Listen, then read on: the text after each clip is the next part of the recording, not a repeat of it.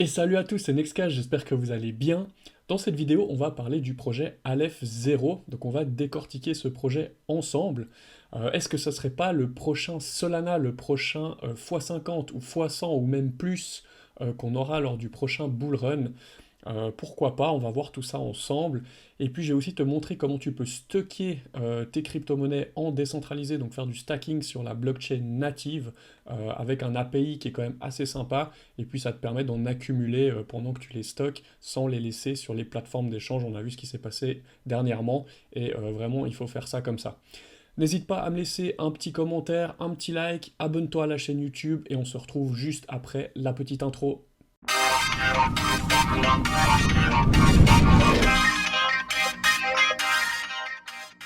Et voilà, on est parti. Donc surtout, n'hésitez pas à nous rejoindre dans la communauté Nextcash, donc sur Discord ou sur Telegram. Donc on a le serveur Discord avec 400 personnes dessus. On a le groupe Telegram avec 800 personnes dedans. Voilà, venez échanger avec nous. On est là pour discuter de tout dans l'univers crypto.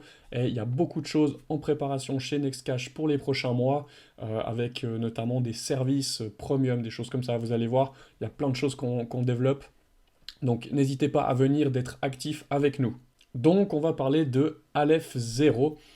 Alors tous les liens qu'on va voir, je mettrai en descriptif en dessous dans la vidéo, comme ça vous pouvez retrouver facilement les sources. Donc c'est parti, je suis là sur le site officiel. D'ailleurs un très joli site, très bien designé. Vous pourrez un petit peu aller faire un tour dessus. Moi, je vais commencer directement par voir sur CoinMarketCap un petit peu, donc le prix. Donc aujourd'hui, vous pouvez acheter du A0, donc c'est le ticker de Aleph 0. Vous pouvez l'acheter à 90 centimes, donc un petit peu moins que 1 dollar. Savoir qu'il a été listé en début d'année, donc en début 2022. C'est une crypto qui n'a pas connu vraiment un énorme cycle, un énorme bull run comme certaines, donc elle est récente. La technologie est très intéressante, on va voir ça après. Donc voilà, je voulais vous montrer. Au niveau du supply, donc pour l'instant on est à 308 millions qui a été émis de total supply, et puis pour 185 millions en circulation. On verra un peu plus de détails sur la tokenomics aussi après. Et puis, vous pouvez en acheter, donc il vient d'être listé sur KuCoin récemment. Sinon, vous pouvez en acheter sur Gate.io pardon, ou sur Yobi Global, Mexi aussi. Voilà. Après, à savoir que je ne vous recommande pas de stocker vos cryptos sur les exchanges. On a vu ce qui s'est passé avec FTX, qui était la plus grosse plateforme crypto, une des plus grosses plateformes crypto qui a fait banqueroute complètement, complètement insolvable. Dans ce cas-là, vous perdez vraiment tous les fonds que vous aviez sur la plateforme sans possibilité de les récupérer. Alors vraiment, je vais vous montrer, il y a une partie stacking dans cette vidéo où vous pouvez stocker de façon décentralisée vos tokens et en plus on va les mettre en délégation pour en accumuler. Donc je vous recommande de faire ceci, hein. Voilà, donc c'est parti. Maintenant, on va aussi se faire une petite comparaison rapide. On peut comparer Aleph 0 à Solana, on va dire au niveau un petit peu pas vraiment du projet, mais plus un petit peu de la hype qu'on avait eue sur Solana. On pourrait vivre la même chose sur ce projet-là, c'est tout à fait possible. Donc si on fait ici un petit market cap off, donc je mets ici à 0, on va comparer ici avec Solana, voilà, et ben ça nous donnerait aujourd'hui un prix de 27 dollars par A0, sachant que le Solana a beaucoup chuté et a plus que 15 dollars alors qu'il était dans les plus de 200 dollars. Donc je vous laisse imaginer à combien pourrait être le A0 s'il avait eu le market cap d'avant de Solana quand il était à son plus haut. Ça nous fait facile du 200 dollars plus pour le token A0. Donc, euh, donc voilà, c'est quand même une métrique à tenir en compte. Alors, c'est pas pour juste hyper ou quoi que ce soit, mais c'est des choses qui sont possibles et imaginables pour le prochain bull run, peut-être dans une année ou dans 2 ans, je ne sais pas. En tout cas, ce que je voulais aussi vous dire, faites vos propres recherches, c'est très important, c'est pas un conseil d'investissement, je vous dis pas d'investir là-dedans, je vous montre ce que moi j'ai trouvé comme recherche, je vous partage mes recherches et ce que j'en pense personnellement, mais ça reste voilà, euh, mon appréhension du projet et je vous laisserai faire votre propre recherche avant d'investir. Maintenant, on va passer ici, donc j'ai Aleph 0, donc A0, On va voir un petit peu ce que c'est, il y a plusieurs choses, c'est assez complexe. Le but, c'était que ça soit quelque chose d'assez simple à comprendre. Donc j'ai pris un article que je vous mettrai qui est assez cool, qui est bien détaillé si vous voulez vraiment aller plus en détail, de jeter un œil dessus, de le lire au complet. Moi, j'ai pris un petit peu l'essentiel de cet article et on va passer ça rapidement dessus. Donc déjà, ce qu'il faut savoir, c'est que le défi de chaque nouvelle blockchain, c'est toujours d'essayer de résoudre le trilemme, comme on appelle, de la blockchain. Donc qu'est-ce que c'est le trilemme? C'est ce triangle, en fait, où d'un côté, on a la sécurité, d'un autre côté, la décentralisation, et ensuite la scalabilité. Et c'est difficile d'être tout à fond, parce que forcément, dès qu'on va essayer d'être plus sécurisé, on va devoir être moins décentralisé et moins scalable, par exemple. Donc en fait, vous devez toujours faire des compromis et le trilemme, celui qui arrive, comme on dit, à résoudre le trilemme, en gros, aura la meilleure technologie. Et A0 est vraiment doué parce qu'ils ont trouvé des bons compromis pour être bons partout, en fait. Ça, on le verra aussi un petit peu après. Bon, je pense que sécurité, tout le monde comprend. Décentralisation aussi. La scalabilité, qu'est-ce que c'est? J'ai voulu un petit peu vous en parler parce que c'est vrai que ça parle pas comme ça aux premiers abords. Donc en fait, c'est la capacité à être mis à l'échelle, donc autant dans une taille inférieure que dans une taille supérieure, donc la capacité de s'adapter. Et puis ça peut aller autant pour des volumes, des flux de données et ce genre de choses.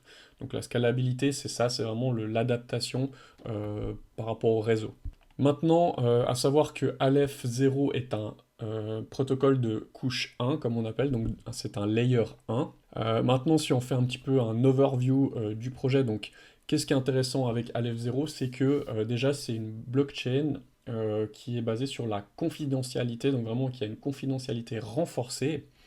Donc il y a plusieurs couches et protocoles qui est intégré dans cette blockchain. Donc c'est déjà ce qu'on appelle le graphe acyclique dirigé, donc DAG. Donc ça, on va voir un petit peu après. Donc ça permet d'accélérer la vitesse des transactions et puis d'augmenter le débit grâce à cette couche de réseau. Et puis ensuite, ben, comme on a dit, la confidentialité pardon, derrière cette technologie de Aleph 0 qui est le Zero Knowledge, le ZK comme on appelle. Donc qu'est-ce que c'est le Zero Knowledge? Ici, j'ai pris un autre petit article. Donc, je vais vous donner un exemple assez cool que j'ai trouvé sympa. Je pense que tout le monde connaît le jeu, vous savez, les livres Où est Charlie? On doit chercher le petit Charlie dans une image comme ça. Donc, imaginons maintenant, on va prendre un exemple. Vous mandatez pour vous chercher le petit Charlie sur cette image, donc pour un job. Et moi, je vous dis oui, je suis capable de trouver le petit Charlie, d'accord? Le problème, c'est que moi, je veux pas commencer à le chercher alors que je suis pas sûr d'être payé. Donc, je veux pas commencer à travailler sans être sûr d'être payé. Mais vous, de votre côté, vous voulez pas me payer en avance parce que vous savez pas si vraiment je vais le trouver. Vous êtes d'accord? Donc, du coup, grâce à cette technologie en fait du ZK, donc du Zero Knowledge, on a réussi à certifier que moi je suis capable de vous trouver le petit Charlie. Vous pouvez me payer avec la certitude que je vais le trouver en fait.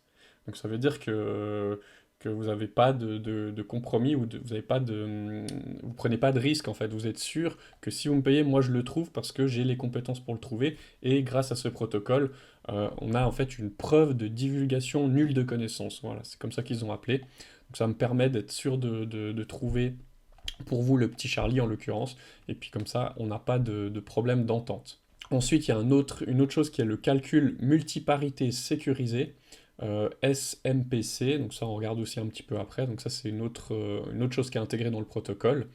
Ce qui est intéressant, c'est que ce protocole, il vise à fournir des alternatives aux barrières d'infrastructure existantes, donc dans des cas d'utilisation bien spécifiques. Et puis ce qui est très important, c'est que ça va surtout pouvoir être profitable pour, par exemple, le secteur automobile, l'Internet des objets IoT, comme on appelle, et puis le domaine des soins et de la santé. Donc c'est quelque chose c'est une technologie qui peut être intéressante pour des business concrets. Euh, donc on va le voir un petit peu aussi après, je vais encore vous en reparler. Maintenant, on va parler un petit peu de la DAG. Donc en gros, qu'est-ce que c'est la DAG? C'est une structure auxiliaire qui recueille des informations sur l'ordre des transactions. Le DAG a un impact sur la construction de la chaîne, mais n'est pas la chaîne elle-même. Donc en fait, c'est comme une chaîne auxiliaire qui contribue à la création de la chaîne. Donc ici, vous avez ce petit dessin qui est l'image. Euh, Ce qui est intéressant, c'est qu'en fait, Aleph 0 est super rapide. Donc on a sur un test de 128 nœuds, donc dans le réseau décentralisé, ils ont atteint plus de 100 000 transactions par seconde. C'est énorme, c'est vraiment énorme, donc ça c'est une bonne chose. Donc comme on l'a vu dans le trilemme, Aleph 0 est rapide, il est sécurisé et puis il est très décentralisé. Donc je vous montre après une comparaison, mais en gros ils ont un trilemme qui est vraiment fort.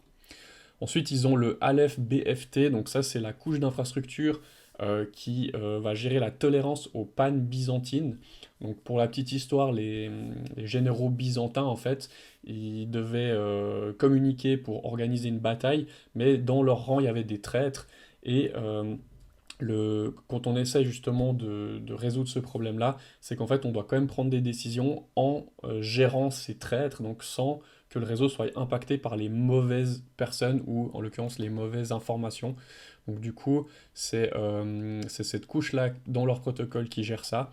Donc on va quand même émettre les transactions, etc., malgré la présence qui est des nœuds qui sont malveillants. Donc il y a des nœuds qui veulent peut-être s'attaquer à la blockchain et puis pouvoir émettre des fausses transactions, mais on gère justement ce consensus, cette erreur dans le consensus.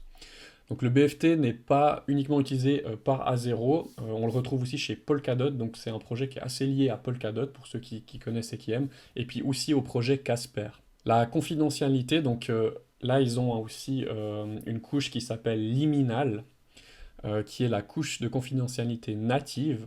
Donc elle est pas mal parce que déjà c'est multi-chaîne sur du Web 3 et puis surtout que ça peut être déployé sur quasiment n'importe quelle chaîne, donc ça, sur toutes les chaînes principales. Et ça c'est aussi un gros avantage pour la suite du projet. Donc, si on résume, donc on a ce zero knowledge, on a la deuxième solution qui est le SMPC, donc ce calcul qui va conserver des informations sensibles hors de la chaîne sur plusieurs nœuds. Puis ensuite, ça effectue seulement un partenariat sécurisé. Les ordinateurs ne peuvent pas accéder au contenu crypté sans un consensus unanime.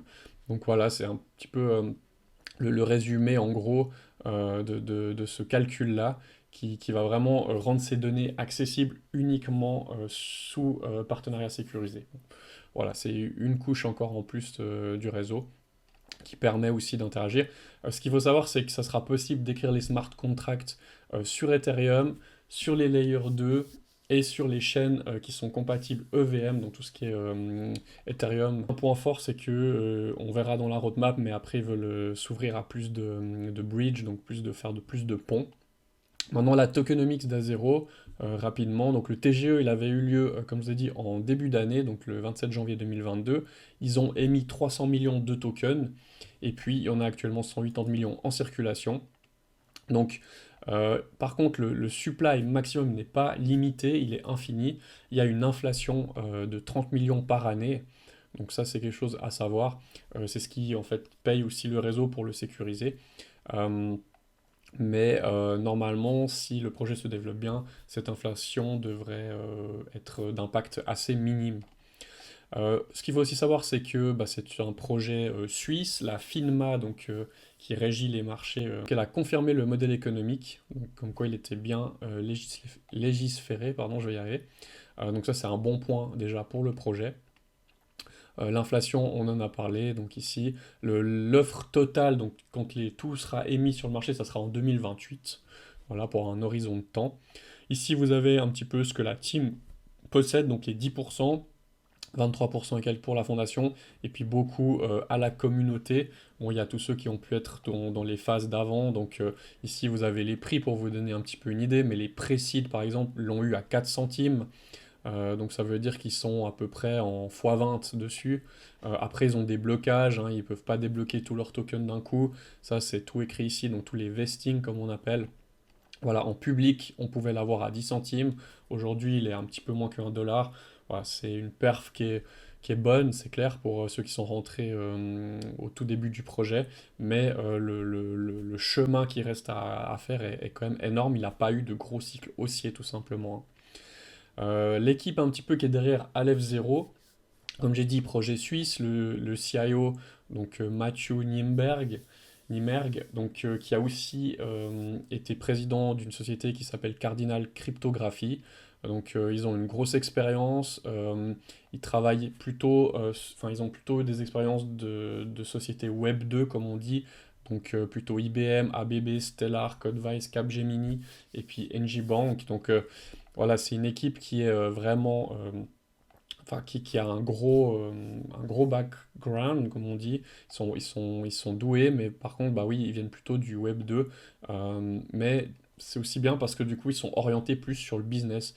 Donc en fait, Aleph Zero a plutôt une tendance à être axé pour les entreprises ou pour d'autres business, hein, en vue de ce qu'ils proposent avec leur technologie. Au niveau de la roadmap ici, voilà, ça vous retrouvez tout ça sur le site officiel, hein, mais déjà, il faut savoir qu'ils sont appuyés par beaucoup de développeurs de chez Polkadot.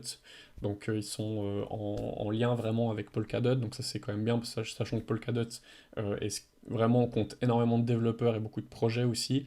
Donc, c'est un bon point.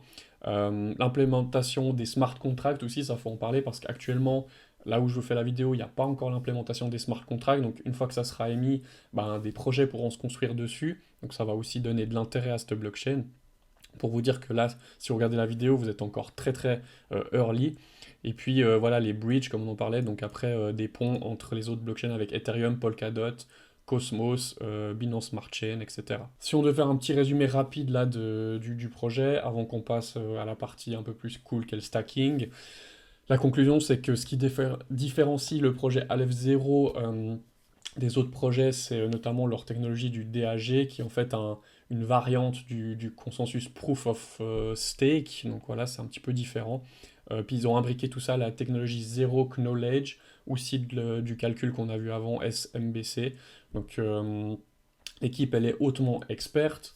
Il y a beaucoup d'employés de développeurs de Substrat, donc internes à Polkadot aussi, qui travaillent sur le projet en collaboration. Euh, et puis voilà, il faut savoir que quand les smart contracts vont arriver, le projet pourra vraiment prendre plus d'impact, avoir plus d'impact. Comparaison pour les layers 1. Donc ici, qu'est-ce qu'on a déjà? La value proposition. Donc A0 a une vitesse qui est très rapide et puis surtout est très sécurisée, tout en étant aussi bien décentralisée. Donc ici, on le voit, décentralisé. Donc ils ont une large décentralisation, comparé à d'autres qui sont Hedera, par exemple. Hgraph n'est pas du tout décentralisé. Solana, c'était partiel, mais on savait qu'ils avaient quand même pas mal de problèmes de sécurité. Voilà, les smart contracts aussi, donc sur A0, on a des smart contracts publics et privés, ce qui n'est pas le cas aussi de tous les autres layers. Les use cases, on les a vus. L'entreprise adoption, bah, elle est élevée, donc c'est plutôt destiné à vraiment des business, enfin, dont il faut viser sur ça en fait pour les prochaines années, parce qu'au final, ces protocoles-là sont voués à être utilisés, donc ils sont voués, si vous voulez qu'ils soient très, enfin que le token ait beaucoup d'utilité, ben, il faut que beaucoup de gens l'utilisent en fait tout simplement.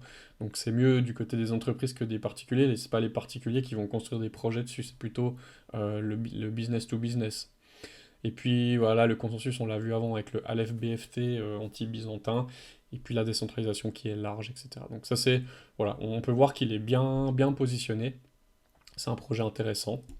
Maintenant, on va parler de la partie du stacking. Donc, le stacking, ce qui est intéressant, c'est que vous pouvez être soit un validateur ou soit un nominateur. Alors, la différence, c'est que le validateur, en gros, il faut déjà plus de 25 000 à zéro, donc c'est quand même pas mal. Et puis, il faut surtout du hardware aussi. Donc ça, c'est une partie peut-être un peu plus technique qu'on va pas voir ensemble. Ce qu'on va plutôt voir, c'est comment être nominateur. Donc, c'est-à-dire que vous pouvez acheter un petit peu de A0. Donc, c'est minimum pour stacker, il en faut une centaine. Donc, un petit peu d'A0. Ensuite, on va voir comment les mettre en stacking. Il n'y a pas besoin de hardware ou quoi que ce soit. Il faudra juste un wallet, je vais vous montrer. Et puis là, par exemple, on a un petit calculateur qu'on peut s'amuser à faire. Imaginons qu'on va mettre 1000 à zéro en stacking, vous avez toujours une commission que vous payez au validateur. Donc ça peut varier de 1 à 5 à 10%, mais moi j'ai trouvé un validateur qui prend 0%, donc tant mieux, il ne me prend rien du tout. Vous allez voir après. Maintenant la durée, bah, si par exemple je dirais, allez, on va mettre en mois. Donc par exemple, moi, là, moi, allez, tu vas mettre en moi, voilà, moi. Et puis ici, hop, par exemple, disons que je vais laisser 5, allez, 6 mois. Et ben, j'ai un API de 13% et puis je vais accumuler 62 à 0 à peu près. Donc du coup, si aujourd'hui, bah, c'est clair, ça fait pas beaucoup parce qu'il est moins de 1 dollar, mais imaginons qu'un jour il monte à 200 dollars, je sais pas, et puis que j'en ai accumulé 62, bah, ça fait quand même une somme assez sympa. Donc voilà, et puis surtout, vous n'allez pas laisser vos coins sur la plateforme, ce qui est dangereux, on l'a vu ces derniers temps. Alors ici, vous avez un guide complet en anglais qui vous explique un petit peu tout comment fonctionne le stacking. Et puis à la fin aussi une petite vidéo qu'un membre de l'équipe a faite, qui est aussi assez facile à suivre si jamais vous avez besoin de compléments. Déjà, première chose, moi je vais vous montrer comment j'ai fait. Première chose, il vous faut un wallet. Alors, soit vous pouvez directement le faire sur ici, donc la plateforme. Donc là, je suis sur Account, donc il faudra prendre le lien, si jamais que je vous mettrai, pour aller vraiment sur leur outil à eux. Donc ici, je suis dans Account, et puis ici, j'ai deux accounts. Donc vous pouvez aussi, vous voyez ici, Add Account, donc vous pouvez en créer un directement ici, hop. Ici, vous avez une phrase, une site phrase qui est générée, que vous devez garder bien précieusement hors de votre informatique, hors de votre système. Et puis vous pouvez créer un wallet comme ça. Personnellement, j'ai préféré choisir la solution d'utiliser le polkadot.js, qui est un wallet externe un petit peu comme un MetaMask. Mais c'est un petit peu différent. Bah, je l'ai ici, vous l'avez en extension. Donc vous pouvez ici cliquer sur l'extension pour Chrome, hein, hop. Et puis après vous l'installez. Donc si je le fais ici, hop. Normalement je tombe sur la page, voilà, vous pouvez download pour Chrome ou pour Firefox. Puis vous avez ici l'extension. Donc si, hop, je reviens là, hop. Donc ici j'ai créé directement, donc vous voyez c'est ici que vous pouvez créer, vous faites un petit plus, et puis là vous créez, il vous faudra deux comptes, donc deux accounts, et puis ensuite une fois que vous avez créé votre account, donc c'est le même principe, il vous donne une seed phrase, etc. Donc vous gardez ça bien précieusement. Ensuite ici vous pouvez venir là, et puis ici vous pouvez set. Donc c'était la blockchain que vous utilisez, donc là il faut vraiment mettre sur le réseau Aleph0, qui est une blockchain à part entière. Et puis comme ça, il est verrouillé pour être utilisé que dans ce cadre-là pour ce protocole. Pas qu'on puisse vous faire des misères ou je ne sais quoi. Donc voilà, bien mettre vos deux wallets en mode Aleph0, ça c'est la première étape. Ensuite, il va vous falloir venir ici, donc sur l'application de A0, dans vos accounts, et ici ils vont être détectés. Ça détecte automatiquement quand vous avez le wallet externe qui est sur votre Google Chrome, d'accord? Donc moi ils apparaissent ici, et puis il va falloir envoyer, donc vous avez un compte qui est le numéro 1 par exemple, donc sur le numéro 1 vous envoyez la totalité de vos A0, donc vous pouvez acheter du A0 comme on a vu, c'était sur par exemple KuCoin. Je vous mets mon lien si vous n'avez pas de plateforme KuCoin. Ou sur Yobi. Moi, je les ai achetés sur Yobi. Alors, j'ai vu que sur KuCoin, justement, ici, vous voyez, il n'y a pas encore le bouton retrait. Tandis que sur Yobi, vous pouvez en acheter et puis directement les retirer. Donc, quand ici, vous faites retrait, vous en aurez acheté sur la plateforme, vous faites retrait. C'est comme les retraits standards. Vous voyez qu'ici, il me propose que la blockchain à 0. Les frais sont très très bas. Et puis simplement ici, vous allez prendre votre wallet. Donc moi, j'avais dit ici mon wallet numéro 1. Je peux copier ici, hop, copier l'adresse. Je viendrai ici, adresse de retrait. Hop, je colle mon adresse. Et puis ensuite ici, vous mettez le nombre que vous voulez envoyer, la totalité. Et vous faites votre retrait tout simplement. Et après, ben, quand vous reviendrez ici, vous aurez justement ici votre solde, la balance qui s'affiche. Ensuite, il vous faudra envoyer donc depuis ce wallet le 1 sur le wallet numéro 2. Ça sera le compte qui va servir de contrôleur. En fait, vous avez un compte qui va être pour le stacking et un compte qui est là pour le controlling. Sur le compte du controlling, vous n'avez pas besoin de beaucoup de A0. 2, 3 A0, ça suffit, il n'y a vraiment pas besoin d'en mettre beaucoup plus. Par contre, vous ne pouvez pas envoyer, c'est pas comme MetaMask, vous voyez ici, j'ai pas la possibilité d'envoyer depuis ici. Vous devez le faire depuis le site, donc ici vous avez le bouton Zend, hop, vous mettez ici, donc par exemple depuis le compte numéro 1 sur le compte numéro 2, la quantité, et puis vous faites Make Transfer, ensuite ça vous ouvre une transaction, Donc ici, vous pouvez, hop, je pense que moi ça va pas marcher parce que je l'ai déjà fait de toute façon. Enfin, j'ai plus, c'est en stacking donc ça marchera pas. Puis si je fais ici signer submit, voilà, ça m'ouvre maintenant ici comme dans MetaMask quand vous devez faire une transaction. Et puis là, vous tapez votre mot de passe et puis vous faites signe de transaction. Et puis ça lance l'envoi, c'est très rapide, etc. D'accord? Ça c'est pour transférer de ces deux comptes. Ensuite, la prochaine étape, il vous faut venir ici dans Stacking. Voilà, donc ici je suis stacking, donc là vous voyez tout ce qui est stacké, etc. Donc là il y a le overview. Donc ensuite nous on doit venir dans account. Donc ici vous retrouvez vos deux accounts. Alors moi j'ai déjà initié, vous aurez rien ici parce que là moi c'est déjà initié. Vous devez en fait faire ici le bouton stash.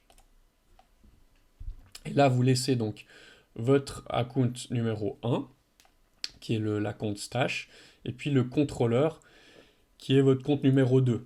Donc ici, vous mettez votre compte numéro 2, vous mettez la quantité de A0 que vous voulez mettre en stacking, et puis ensuite, simplement ici, vous pouvez choisir, donc moi j'ai choisi que ça augmente, en fait, tout ce que je vais collecter en récompense va venir s'additionner et puis va compter pour la suite. Donc en fait, ça vous grossit votre bague principale, et du coup, vous avez toujours plus de rendement, ça vous fait des intérêts composés.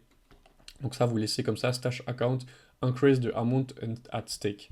Là, vous pouvez mettre le site en français si vous préférez, mais bon, moi j'ai laissé en anglais. Après, vous faites bond, et comme avant, ça vous ouvre la petite page de transaction, etc. Et puis, vous aurez donc fait votre premier stacking, vous avez mis en place votre stacking, mais il y a encore une étape importante, c'est qu'il vous faut choisir nominer un validateur, comme moi j'en ai un ici. Alors du coup, vous devez venir ici dans Target. Donc ici, on attend un petit peu que ça charge.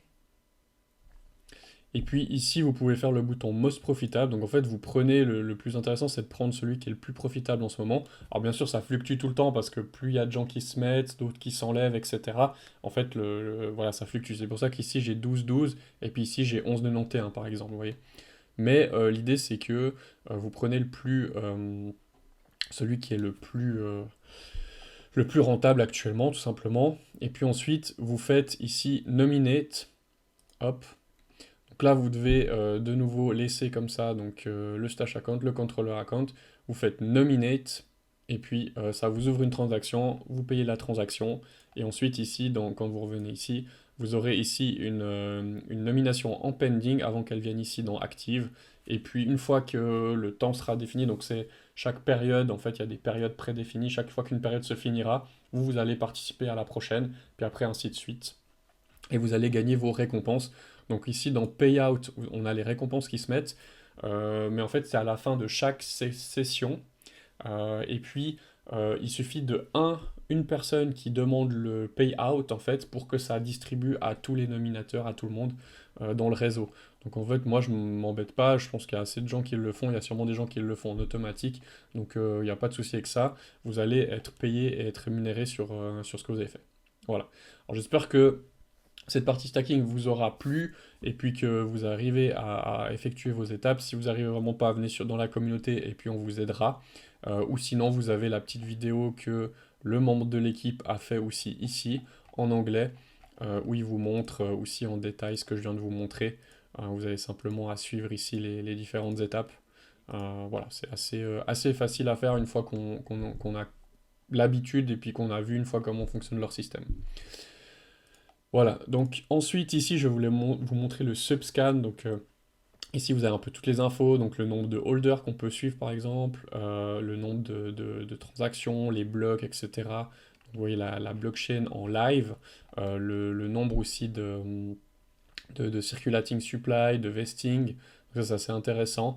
Et puis je crois que c'était sur la page, sauf erreur ici, de stacking, voilà. Bon, ce qui est intéressant aussi à noter, c'est qu'il y a 69% actuellement en stacking. Donc c'est quand même pas mal, hein, c'est vraiment assez élevé. Donc il y a beaucoup de gens qui participent au réseau. Donc voilà, c'est intéressant d'avoir cette notion-là. Il n'y a que 31% qui est en fait en circulation sur le marché.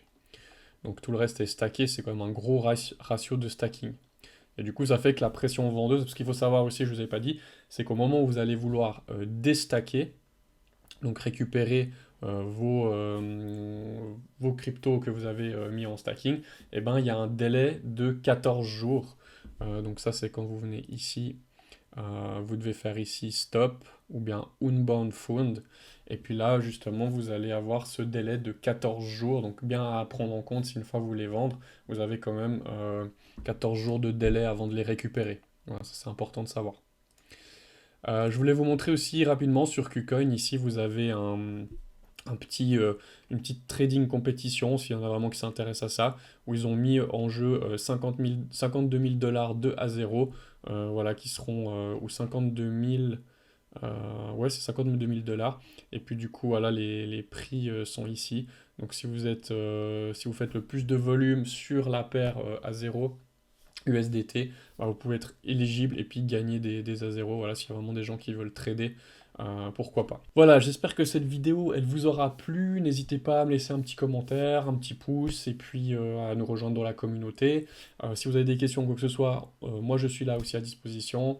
Et puis si vous avez des remarques, bah, n'hésitez pas aussi à nous en faire part. Si vous connaissez bien le sujet ou si vous êtes intéressé à des choses que moi j'ai pas forcément parlé dans cette vidéo, faut vraiment pas hésiter, on est là pour aussi s'échanger les informations, etc.